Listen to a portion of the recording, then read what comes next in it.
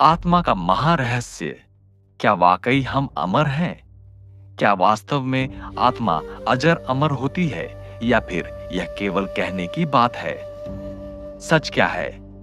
आइए आज विस्तार से जानते हैं। अक्सर हम सभी बचपन से ही यह बात सुनते आ रहे हैं, चाहे वे हमारे दादा दादी हों, माता पिता हों या हम स्वयं। सभी ने अपने जीवन के आरंभ से अब तक यही सुना कि आत्मा अजर अमर है।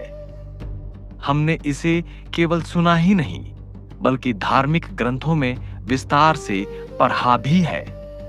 श्रीमद् भगवद गीता के द्वितीय अध्याय सांख्य योग में भगवान श्री कृष्ण अर्जुन को शोक न करने का उपदेश देते हुए इस सत्य को 3 मुख्य श्लोकों में प्रमाणित करते हैं।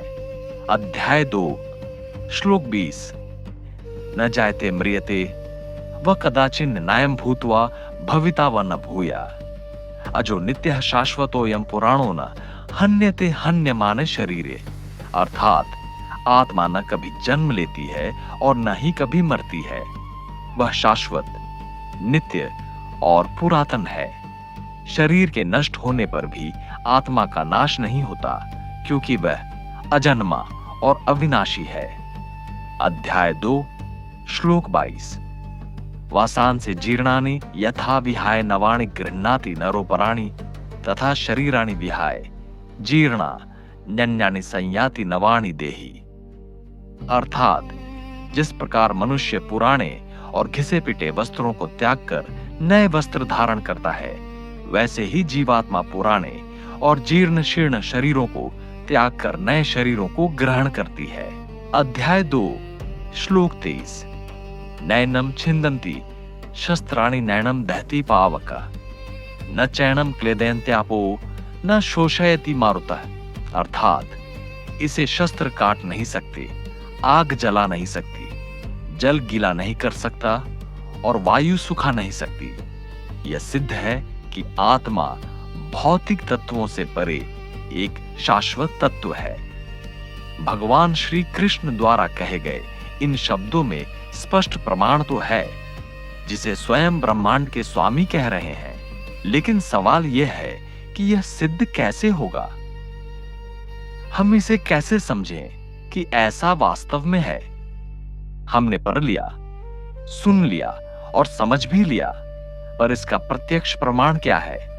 मनुष्य ही वह प्राणी है जो न केवल जीवित रहना और सुखी होना चाहता है, बल्कि हर सत्य को प्रमाणित भी करना चाहता है। आज का युवा कैसे समझे कि जो लिखा है वह पूर्ण सत्य है? आज इस वीडियो के माध्यम से आप यह सत्य खुद महसूस करेंगे। आपने अब तक सुना और पढ़ा है, लेकिन आज आप अपनी आंखों से देखकर अनुभव करेंगे कि आत्मा सचमुच अजर अमर है। न उसे जल डुबो सकता है, न आग जला सकती है, न वायु सुखा सकती है और न ही शस्त्र काट सकते हैं। आप मेरे साथ अपने स्तर पर यह साक्षात्कार करेंगे और इसके बाद दुनिया को बता सकेंगे कि यह 100% सत्य है। और यदि यह सत्य है तो गीता का हर एक शब्द सत्य सनातन है। चलिए शुरू करते हैं। अनुभव प्रथम। आप सभी मेरे साथ वह अनुभव और कल्पना करते चलिए जो मैं कह रहा हूं। इस ब्रह्मांड में जीवन 3 बातों पर निर्भर करता है, जो भूतकाल में घटित हुआ, जो वर्तमान में हो रहा है और जो भविष्य में होने वाला है। इसका सार यह है कि हम वही सोच सकते हैं जो प्रकृति में मौजूद है। प्रकृति से परे कुछ भी कल्पना करना असंभव है। तो चलिए उन जगहों पर चलते हैं जहां हम स्वयं पता कर सकें कि हम अमर हैं। सबसे पहले कल्पना कीजिए कि हम एक समुद्र के किनारे हैं। वहां सब कुछ मौजूद है। भिड्डाच है, गादियां हैं, जानवर हैं और चारों ओर खुशी का माहौल है। अचानक एक भीषण सुनामी आती है और सब कुछ बहाकर ले जाती है। हर कोई गायब हो जाता है। चारों ओर सन्नाटा और शांति छा जाती है। आप यह सब देख पा रहे हैं, पर गौर कीजिए, आप वहां अभी भी हैं। आपके साथ के लोग लापता हो गए, फिर आप कैसे बच गए? आप इसलिए बच गए क्योंकि आप आत्मा हैं, जिसे जल न डूबा सकता है और न गला सकता है। आप सब कुछ देख पा रहे हैं क्योंकि आप वहां मौजूद हैं। इसके बाद हम एक घने जंगल की यात्रा पर चलते हैं। हम दोस्तों के साथ मस्ती कर रहे हैं और अचानक चारों ओर भयंकर आग लग जाती है। हम असहाय हैं। आग सब कुछ जलाकर राख कर देती है। हम सभी उस आग में जल गए और मृत्यु के काल में समा गए। चारों ओर सिर्फ धुआं है और शांति है। पर सोचिए, आप यह दृश्य भी देख पा रहे हैं। क्यों? क्योंकि आत्मा को आग जला नहीं सकती और आप वहां एक साक्षी के रूप में अमर हैं। अब हम अपने घर की छत पर चलते हैं। शाम का समय है। अपनों के साथ हंसी मजाक हो रहा है। तभी अचानक एक प्रचंड आंधी तूफान आता है।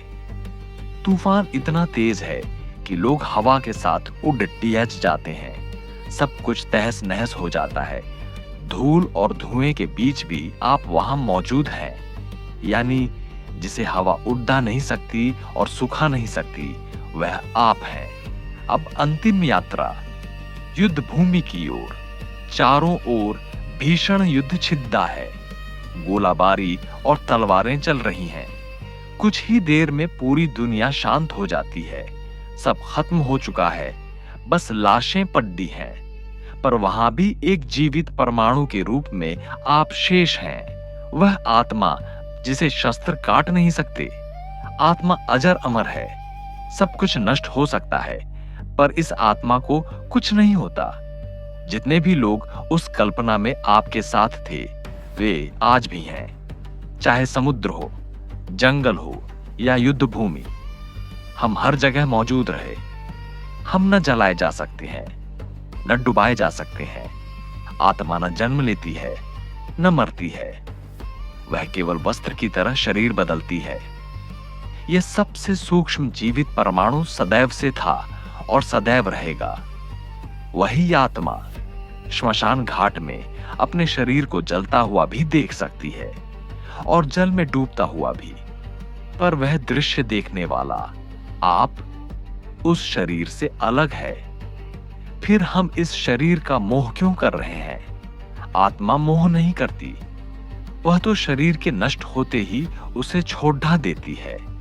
यह तो चंचल मन है जो भौतिक सुखों के लिए परेशान रहता है। आज आपने केवल पढ़ा या सुना नहीं, बल्कि अपनी अंतरात्मा से देख लिया कि आत्मा अजर अमर है।